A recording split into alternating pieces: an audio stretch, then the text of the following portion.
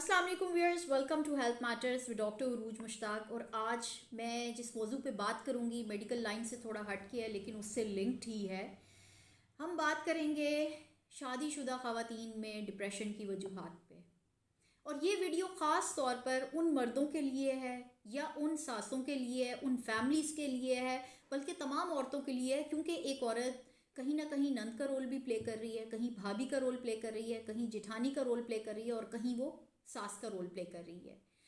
तो रोज़ाना बेसिस पे मैं ओपीडी में देखती हूँ कि बहुत सारी ख़वातीन ऐसी आती हैं कि जहाँ वो जिस्मानी मसाइल अपने बता रही होती हैं, फ़िज़िकल एलिमेंट्स उनके अपनी जगह, लेकिन इसके साथ साथ वो जहनी दबाव और परेशानी का शिकार होती हैं। तो ज़रा सा उनको कुरेदने की देर होती है कि बहुत सारियों के आंखों में बहुत मोटे मोटे आंसू आ जाते हैं और वो अपनी लिमिटेशंस की वजह से बहुत ज़्यादा खुल के ये मसाइल नहीं बयान कर सकती। लेकिन जब पता चले तो वो कहती हैं कि जी मेरे जहन में मनफी सोचें आती हैं, मैं एक बात को जहन से निकाल नहीं सकती, मैं बहुत ज़्यादा गुस्सा करती हूँ, मैं अपना गुस्सा बच्चों पे निकालती हूँ। और जब डिटेल पूछी जाए बच्चों की कितनी उम्रें हैं, 2 साल 4 साल, आप मुझे बताएं क्या वो बच्चे डिज़र्व करते हैं कि एक माँ की फ्रस्ट्रेशन जो है वो गुस्से की सूरत में इन मासूम बच्चों पे निकले? वो फ्रस्ट्रेशन जो कि उसकी सास, नंदे या उसकी देवरानी जिठानी बाकी जो रिश्ते हैं वो उसको ये दे रहे हैं। हम अपने दिल क्यों नहीं वसी कर लेते कि जब हम एक बहुत शौक से एक बहू को लेके आते हैं, एक भाभी को लेके आते हैं, हम कहते तो ये है कि ये मेरी बेटी आई है, लेकिन हम उसको बेटी समझते नहीं हैं। आते सार हम उस पर ये प्रेशर डाल देते हैं कि तुमने इस घर में नौकरानी बन के रहना है। आप चाहे भले पहले आपने काम वालियाँ लगाई हुई हैं या जिस भी तरीके से रूटीन मैनेज हो रही है, थोड़ा सा वक्त दे दें जो नई आने वाली है कि वो इस माहौल को एडजस्ट कर जाए, इस माहौल को समझ जाए। लेकिन हमारे यहाँ क्या होता है कि आते सार नुक्ताचीनी शुरू हो जाती है, उसके खाने पहनने, ओढ़ने, सोने, हर चीज़ के ऊपर हम नुक्ताचीनी करते हैं। और फिर सबसे बड़ा जो सोशल प्रेशर है वो ये कि खुशखबरी जल्दी सुना दें, लड़कियों को टाइम दें। जब हम ये कहते हैं कि हम तुम्हें बेटी बना के लेके आ रहे हैं तो उसको हकीकतन अपनी बेटी समझें। क्या आप चाहेंगे कि अपनी बेटी के लिए आप यही रवैया अपने दामाद से एक्सपेक्ट करें या उसके ससुराल वालों से एक्सपेक्ट करें? सॉरी टू से, लेकिन ये कि हर सास ये समझती है कि मेरी बेटी मजलूम है और मैं तो अपनी बहुओं के लिए फ़रिश्ता हूँ, लेकिन ऐसा नहीं होता। बहुत सारी जगहों पे जॉइंट फैमिली सिस्टम के ऐसे मसाइल होते हैं जो कि ख़वातीन बहुत ज़्यादा खुल के बता भी नहीं सकती। लेकिन अगर देखा जाए तो ये बहुत माइन्यूट बातें होती हैं जिसमें कामों के डिवीज़न की बात होती है, किचन के बहुत सारे ऐसे मसाइल होते हैं और फिर उसमें जनरली रूल जो है वो ये देखा जाता है कि जो ज़्यादा बोलती है या जो बदतमीज़ी कर लेती है वो तो अपने फिर भी साइड पे हो जाती है और जो बेचारी नहीं बोल सकती वो दब जाती है। उसके नतीजे में क्या होता है कि जहनी अमराज जन्म लेते हैं, डिप्रेशन जन्म लेता है, एनजाइटी जन्म लेती है। बहुत सारी ख़वातीन ऐसी हैं जो अपना कॉन्फिडेंस लूज़ कर जाती हैं, हत्ता कि ये कि वो हकला के बोलने लग जाती हैं।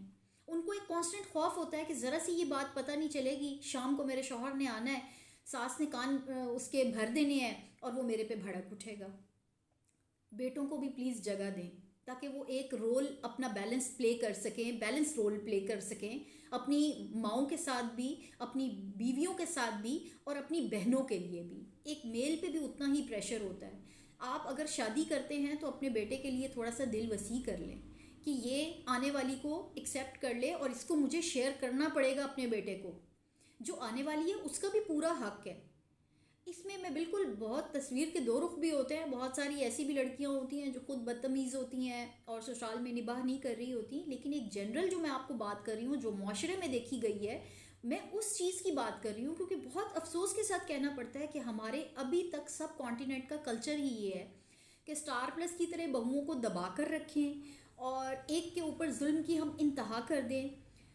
और आप इस चीज़ को देखिए कि बहुत सारे जुल्म ऐसे होते हैं जो फिज़िकली नहीं होते, सिर्फ हमारे अल्फाज के थ्रू होते हैं, जो हम चुपते हुए अल्फाज बोल देते हैं, उठते बैठते आते जाते, वो पता नहीं अंदर तक किसी के दिल को कितना चीर देते हैं। तो इसलिए अपने दिलों को वसी करें, आने वालियों को जगह दें, उनको स्पेस दें, कभी उनको भी बेटी समझ के प्यार से बुलाएं, उसको प्यार से अपने घर की रूटीन समझाएं, उसको एक स्पेस दें कि वो अपने खावंद के घर में भी दिल में भी जगह बना सके और आपके दिलों में और घरों में भी जगह बना सके। क्योंकि जब आप बेटों के मान के ऊपर लेके आती हैं बहुओं को, तो इन्हीं बहुओं ने बुढ़ापे में आपका सहारा बनना है। और ये एक ऐसे ही बात नहीं बनी हुई कि जैसी करनी वैसी भरनी। यहाँ पे ये होता है कि हमारी सास ने हम पे जुल्म किया था, इसलिए मैंने तो लाजमन आगे ये जुल्म चलाना है। ये सर्कल क्योंकि ब्रेक नहीं होना चाहिए। तो इसलिए खुदा खौफी करें प्लीज़, उनके साथ अच्छा सलूक करें, उनको बेटियां समझ के लेके आएँ, उनके साथ बेटियों वाला बर्ताव करें और उनको इस चीज़ पे इनकरेज करें कि तुम सबसे ज़्यादा अपनी फैमिली को, अपने बच्चों को, अपने शौहर को टाइम दो। तो आप देखिएगा कि आगे से उनका भी रिस्पॉन्स अच्छा आएगा। चीज़ों को मुनसिफाना तरीके से लेकर चलें। घरों में अगर कामों की डिवीज़न है तो उसको भी आप मुनसिफाना तरीके से करें, किसी को किसी पर प्रायोरिटी मत दें। जब आप अच्छे होंगे तो इंशाल्लाह आगे से आपके साथ बर्ताव भी अच्छा होगा। और ये बात हमेशा याद रखें कि दुनिया मकाफाते अमल है। जैसा आप सलूक रखेंगे, कहीं ना कहीं वो पहिया घूमते हुए वापस उसी नहज पर आ खड़ा होगा। तो आज का ये वीडियो मैसेज स्पेशली शोहरों के लिए भी है और सासों के लिए भी है, नंदों के लिए भी है, भाभीयों के लिए भी है, क्योंकि एक औरत ये सब रोल प्ले कर रही है।